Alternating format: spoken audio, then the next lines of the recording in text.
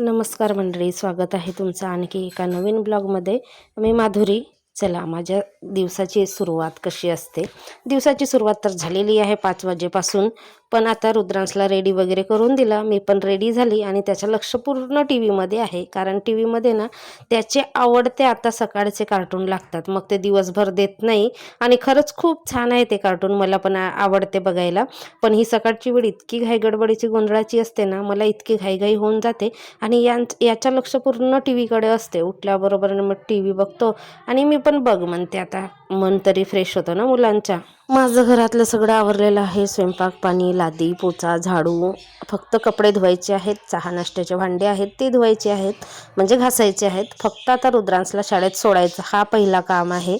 आणि रुद्रांशला सोडून येते, त्याच्यानंतर चहा करते. हे आंघोळीला वगैरे गेलेले आहेत त्याच्यामुळे.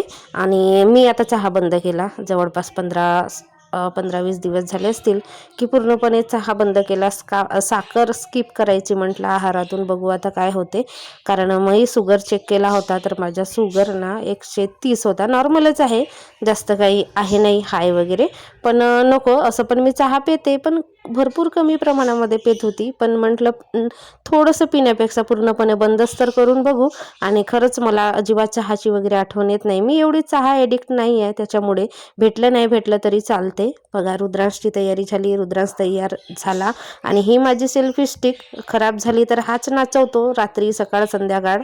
रुद्रांश शाळेत जायला निघाला आणि हे मित्रमंडळी त्याचे आले नाहीत, असं कधी होत नाही. हेही येतात, कारण यांची जरा उशिरा म्हणजे शाळा असते 10 वाजेची. रुद्रांशची तेवढी 9 वाजेची असते.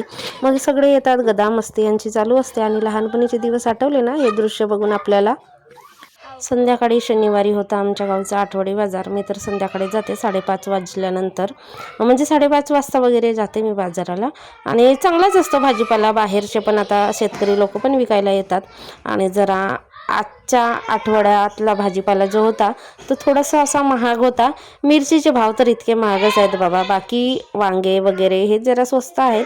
वांगी, फ्लावर हे स्वस्त आहेत. आणि वाटाणा तर 30चा 1 किलो भरपूर दिवसापासून आहे. सुरुवातीला तेवढा 40 रुपये 50 रुपये किलो होता, नंतर 30 ते 30 आतापर्यंत 30च चालू आहे. आणि हिरव्या पालेभाज्या एक तरी मी आणते. लाल भाजी आणली होती, मेथी भाजी आणली होती. मेथी भाजी सुकवायला ठेवणार आहे थोडीशी. आणि लाल भाजी पण अर्धा किलो दिली होती 10ची. आणि अर्धा किलो म्हटलं तर आम्हाला 2 भाज्या होतात. मग दिवसाचे पण भांडे होते जेवलेल्याचे, 2 ताटं वगैरे ते घासले नव्हते मी. आणि मग आता स्वयंपाक केल्यानंतरची भांडी हे अशी सगळी घासून घेतली. मला ना सगळ्यात जास्त कोणत्या कामाचा म्हणजे कंटाळा येत असेल तर तो भांडी घासायचा आहे. मी संध्याकाळची भांडी आणि म्हणजे जेवल्यानंतर दिवसाला काय 2 ताट 2 वाट्या किंवा 2 ग्लास एवढेच असतात. आणि भातभाजीचे गंज 2, पण त्याच्यामध्ये पण भातभाजी असेल तर ते तसंच राहते.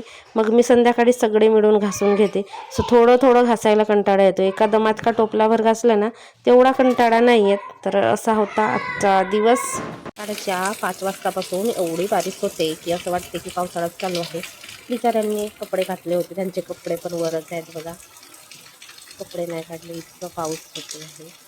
आणि कंटिन्यू 2-3 तास झाला की एवढा पाऊस होतो, एकदम अवकाळी पाऊस. आणि विजासुद्धा एवढ्याच गडगडतात. थंडी. आणि आज मंडे, आठवड्याचा पहिला दिवस. मुलांना तर कंटाळा येतो ना असं वातावरण असेल तर शाळेत जायला. बघा किती पाऊस येतो आहे. तुमच्याकडे सुद्धा पाऊस येतो का? कुठे कुठे पाऊस येतो कमेंट करून नक्की सांगा. आमच्याकडे तर भरपूर पाऊस आहे. आणि एवढ्या पावसामध्ये लाईट गेली म्हणून रुद्रांशचे पप्पा 5 वाजता गेले आणि सगळे चिंब भिजून आहेत. पाणी गरम करायला ठेवायला सांगितलं, बरं मी पाणी गरम केली, पण त्यांचा काही आत्ता पत्ता नाही. एवढ्या पावसात येणार कसं. आणि लाईट तर विजा चमकल्या, वादळ वारा सुटला तर नक्कीच जाते. आणि अशा पावसातसुद्धा यांना जावं लागते, म्हणजे किती इमर्जन्सीमध्ये मोडते नाही का. आणि आहेच इमर्जन्सी, कारण लाईटशिवाय तर आपण राहूच नाही शकत. लोकांना हे सुद्धा कळत नाही की पाणी येत आहे, पाऊस येत आहे, तर आपण फोन नाही केलं पाहिजे. पण सारखे फोनवर फोन वाजत होते 4 वाजतापासून.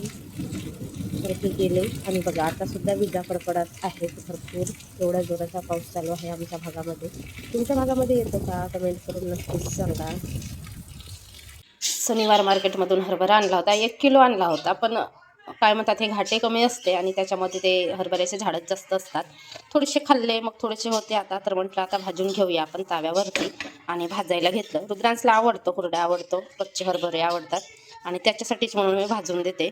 आणि आमच्याकडे ना सकाळी इतका भयंकर भयानक पाऊस आला, त्याच्यामुळे मुलांना सुट्टी आहे. कारण विजा पण भरपूर गडगडाट होत्या शाळेच्याच वेळेवर, आणि रुद्रांची शाळा लवकर असते आणि त्याच टायमावरती पाऊस आला भयानक, आणि गडगडत पण होतं भरपूर, त्याच्यामुळे मग त्याला शाळेला सुट्टी. मग आता काय दिवसभर त्रास द्यायचे कामं चालू आहेत, हे ते तर करून देते रुद्रांशला हरभरा.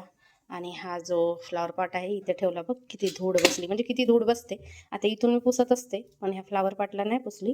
आणि हा जो फ्लावर पॉट होता तेव्हा आम्ही पंढरपूरला गेलो होतो ना, पंढरपूर नाही तुळजापूरला गेलो होतो, तिथून आणलं होतं. 100चे 6 दिले होते. टाक टाकणार तर दे. रुद्रांशचा टिफिन वगैरे तयारी सगळी झाली होती. मग आता रुद्रांशने थोडंसं टिफिन खाल्लं इथलंच, आणि तयारी झाली होती. आम्ही फॅनची वाट बघत होतो, तितक्यातच आला मेसेज. मग सुट्टी म्हटल्यावर तर मुलं खुशच होतात, कोणाचे पण शाळेला सुट्टी असली की. आता आहे इच्छक धंदे करायला सकाळपासून काढून, आणि वादळ वारा त्याच्यामुळे लाईट पण खूप जाते. आणि आमच्या इथे तर रुद्रांशचे पप्पा 4-5 वाजेपासूनच गेले होते, म्हणजे 5 वाजताच गेले होते. ते फोन खूप येत होते, पण 4 वाजेपासूनच पाऊस झाला. एवढ्या पावसात तर पॉसिबल नाही, तरीसुद्धा जातात बाबा, यांचीच हिंमत लाईनमॅन लोकांची. नाही तर आपल्याला कसं अंथरुणात गरम गरम असलं ना, अंथरून पांघरून घेऊन तर अजिबात कुठे जायची किंवा उठायची इच्छा होत नाही. जायची तर सोडा, उठायची सुद्धा इच्छा होत नाही. पण यांना बघा किती हिंमत करून जातात. पाऊस असो, पावसाळा असो, हिवाळा असो, उन्हाळा असो, जावंच लागते. आपलं ड्युटी आहे, जे कर्तव्य आहे ते कर्तव्य तर पार पाडावंच लागते. आणि रुद्रांश म्हणतो मी तर आता काही लाईनमॅन नाही होणार बाबा, म्हणतो तुमची अशी ड्युटी असते, संडेला पण सुट्टी नसते, असं रुद्रांशचं म्हणणं आहे ना रुद्रांश?